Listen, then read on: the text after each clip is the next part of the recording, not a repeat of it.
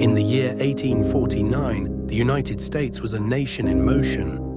The gold rush was pulling dreamers west, the frontier was wild, and the law was often just a man with a badge, and a faster hand than yours.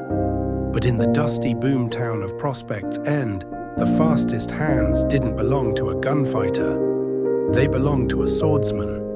His name was Elias Graves, a former Navy officer who had served aboard the USS Constitution.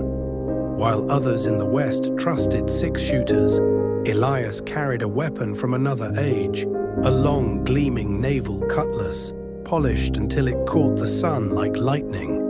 Locals called him the Blade of Prospect's End.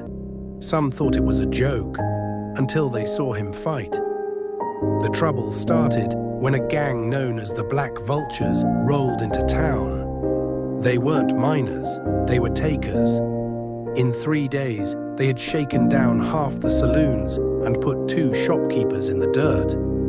Their leader, a brute named Caleb Hasker, carried a saber stolen from a dead cavalry officer, and he knew enough of it to be dangerous. When Hasker challenged Elias, the townsfolk gathered in the street. This wasn't going to be a shootout, it was going to be steel against steel. The duel began at high noon. The air shimmered in the heat. Elias stood tall, his cutlass resting on his shoulder, while Hasker spun his saber in a slow, taunting arc. The first clash rang out like a church bell. Sparks flew as cutlass met saber. Hasker fought with brute force, hammering down blows meant to break Elias's guard. But Elias, he fought like water. Every strike slid away, every lunge met empty air. Years of naval drills had taught him that a blade wasn't just a weapon. It was an answer to a question the other man didn't even know he was asking. Then came the moment. Hasker overextended, one step too far. Elias pivoted, swept the saber aside, and with a single motion, disarmed him. The saber clattered to the dirt, and Elias's cutlass hovered an inch from Hasker's throat.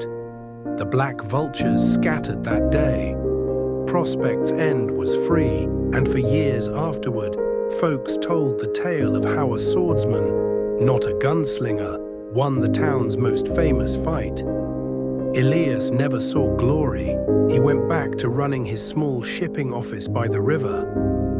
But if you ever walked past his porch on a summer evening, you might see the glint of that cutlass resting by the door, waiting just in case the frontier forgot his name. Subscribe for more content.